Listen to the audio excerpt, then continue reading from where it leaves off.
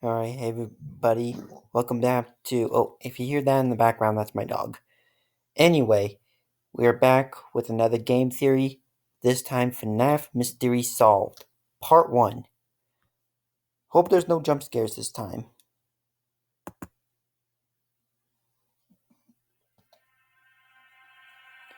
He always does. Matpat.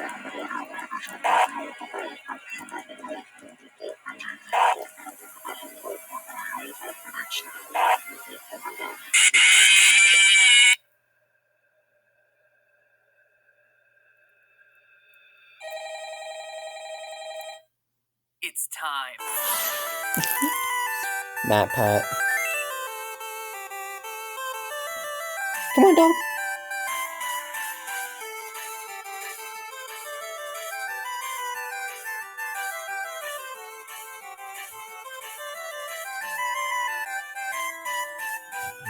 Hello, Internet! Welcome to Game Theory, where good things, or at least FNAF things, come to those who wait.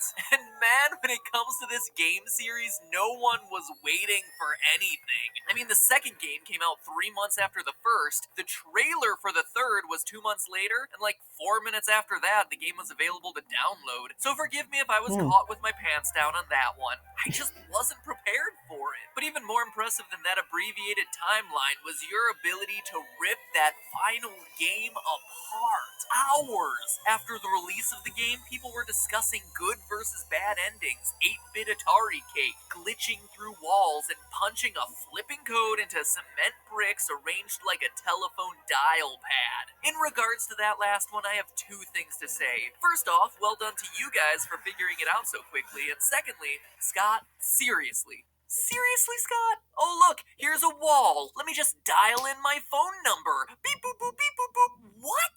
When did we jump from a point-and-click horror game to magical fantasy? This thing is like platform 9 3/4. I expect Harry effing Potter to apparate into Pirate's Cove or something. Jeez, here I was thinking that you'd plug your numbers into, the one other place that you see numbers in this game, the bonus jump scare menu, or something, anything. But nope, dialing it into a wall makes so much more sense.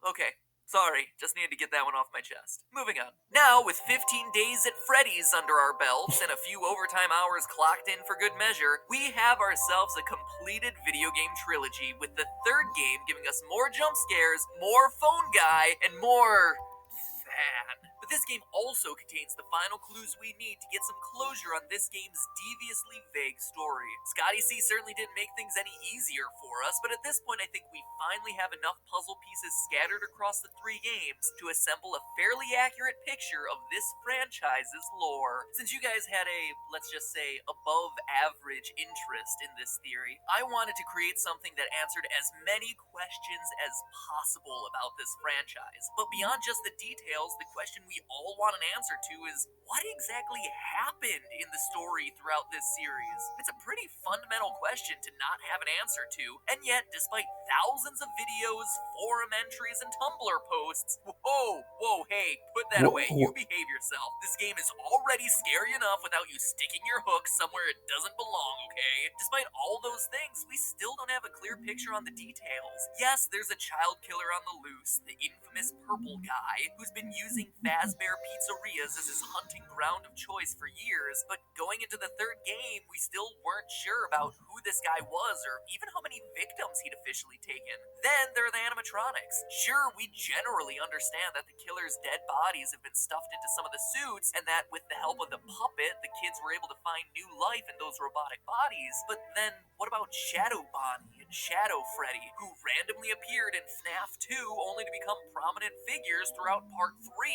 How do they fit in? What about the ghostly Golden Freddy, someone we've been talking about since the first game, and yet we still don't really know anything about him? Well, now that we finally have all the facts, I think it's time we revisit my timeline I presented in the last episode to see what I got right, what I got wrong. Yes, you heard that. Wrong. No shame. I'm a big boy. Mommy, wow, I'm a big kid now. And finally fill in the missing details to create what I believe to be my definitive Five Nights theory. And boy, howdy, it is a doozy. So strap in, theorists. You wanted it, you're about to get it. Overall, the timeline of the franchise I presented in the last video still holds strong. Decades before the name became a horror legend meriting its own theme park style attraction, Freddy Fazbear got his start at Fredbear Family Diner. It's here where our story begins as Purple Guy takes his first victim, something we see in the Take Cake minigame from Five Nights at Freddy's 2. What tells us that this is Fredbear's and first in the timeline? Well, as I said last time, in addition to it being a small space, the only character we see is Freddy, whereas all other minigames feature multiple animatronics. He's also holding a cupcake. Since that would later become Chica's signature item, the event depicted in this game must have come before she was created. Additionally, notice that the Purple Guy's murder takes place outside the building. This is the only time we see him murder someone outside the walls of a Fazbear building, which implies that this is likely his first victim. Serial killers often have what's known as a signature, a way of killing that's unique to him and him alone. For Purple Guy, his signature is dressing in an animatronic costume, then luring children to the back of the pizzeria and killing them there. But this murder occurs before he developed this particular style, implying that it's the first. From there, we know that the puppet jump scare that always follows this minigame, combined with the tear design on both the dead child and the puppet's mask, implies that the soul of the first child now exists in the puppet. The event caused the original owners to sell the Fredbear name, who then rebranded and avoided the negative PR, becoming what we know today as Fazbear Entertainment. They then opened a new chain of restaurants, which we never saw in the games, until the release of Five Nights 3. This is not Fredbear Diner like many interpret, but rather the first location of Freddy Fazbear's Pizza, predating the events of Five Nights at Freddy's 2. How do we know? Well, by paying close attention to the old recordings of Phone Guy dug up in FNAF 3, he introduces us to Freddy Fazbear's Pizza, not Diner, before explaining the functionality of the special spring lock suits. Welcome to your new career as a performer slash entertainer for Freddy Fazbear's Pizza. Right now we have two specially designed suits that double as both animatronic and suit. He also lets us know that the animatronics are still allowed to walk around freely during the day, meaning that this is happening before the bite of 87, in which an animatronic bites someone during business hours, removing their frontal lobe and resulting in the animatronics being restricted to moving around only at night. For ease of operation, the animatronics are set to turn and walk toward sound to ease. As Phone Guy informs us, and as we see in the Stage 01 minigame, there are two specialty suits, a Golden Bonnie suit and the origins of the infamous Golden Freddy. But the lifespan of these springlock suits is actually short-lived as we learn about their one fatal flaw. After learning of an unfortunate incident at the sister location involving multiple and simultaneous spring lock failures, the company has deemed the suits temporarily unfit for employees. The classic suits are being retired to an appropriate location. Now, let's pause here. Two employees are killed by the failure of a Bonnie suit and a Freddy suit. Where else in the game do we see Bonnie and Freddy sharing a unique feature that no one else in the game possesses? Shadow Freddy and Shadow Bonnie. Could this be the origin of the paranormal Shadow suits? Yes, actually. Shadow Freddy and Shadow Bonnie are tied to the ghosts of the employees who died in the spring suits. Get this, the employees' bodies were taken out of the suits, which is why their appearance is more paranormal and why they can't possess them as well as the children can. Plus, having this as their origin would explain the in-game behavior of both suits. In FNAF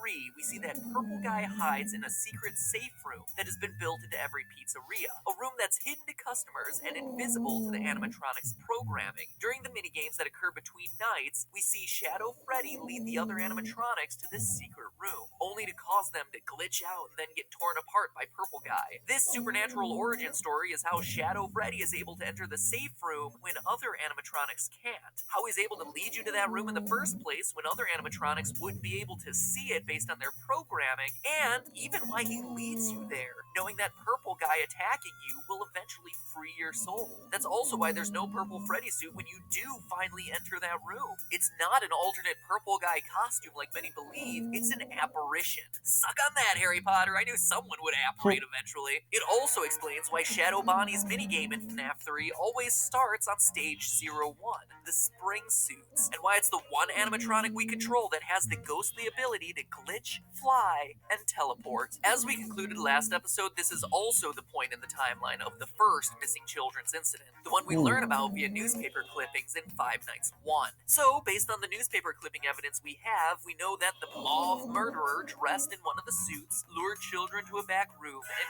killed them. He's starting to develop his signature, but one nagging detail FNAF theorists have been wondering is what suit does he use for his disguise? The answer? Golden Bonnie. Why? Well, remember the phone guy Golden saying the Bonnie. faulty suits were being retired to an appropriate location. There's a high likelihood they're being stored in one of the safe rooms in the restaurants. Plus, we hear in FNAF 2 that the purple guy has a habit of using a yellow suit. We had a spare in the back, a yellow one.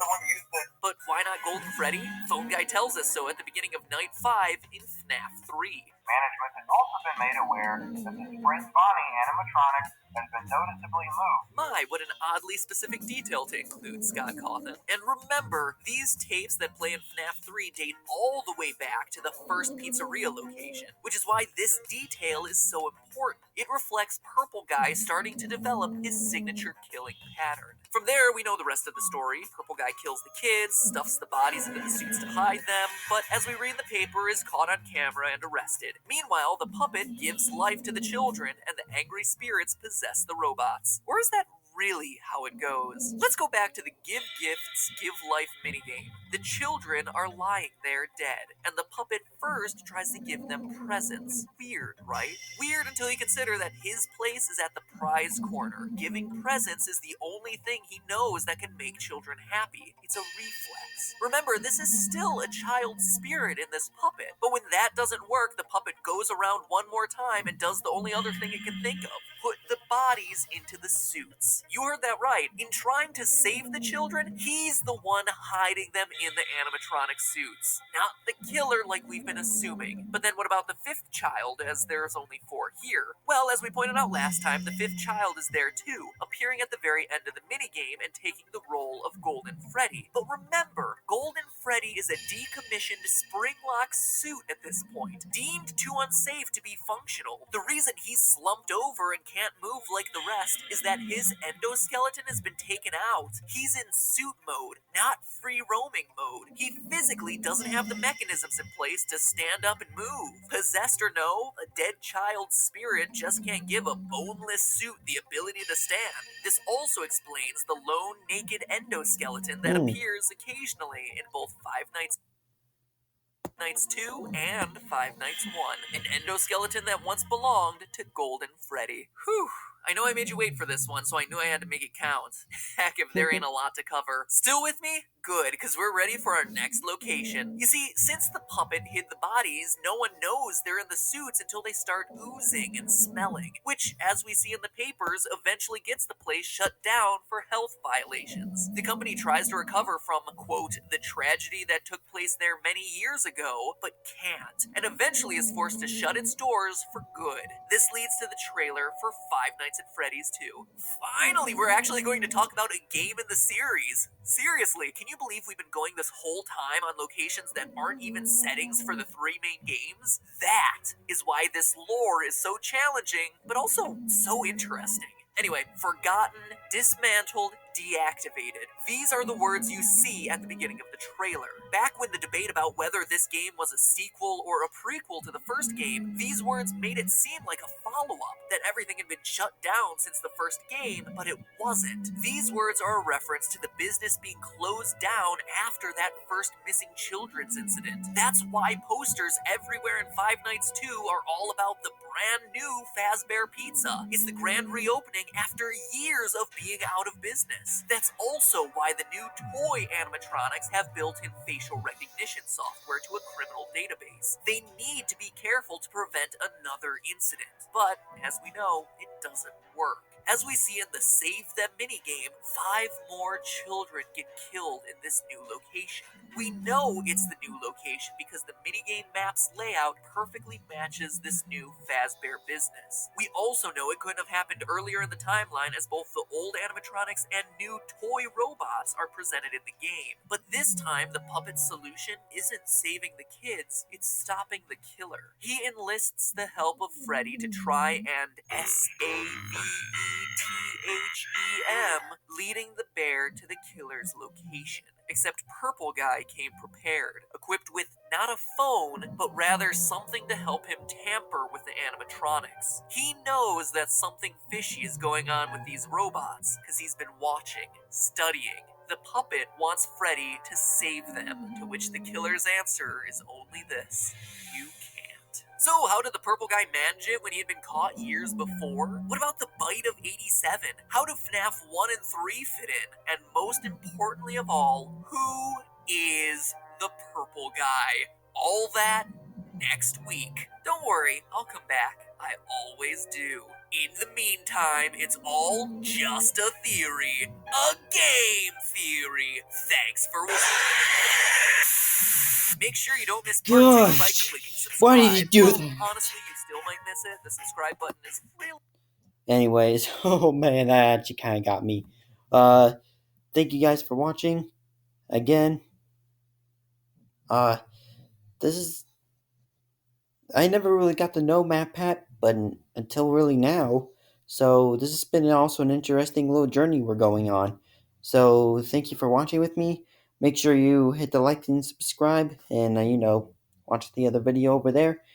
And I actually just got done downloading the VR Halloween edition to Help Wanted, so I might be playing that tomorrow. Who knows? But anyway, see y'all guys tomorrow.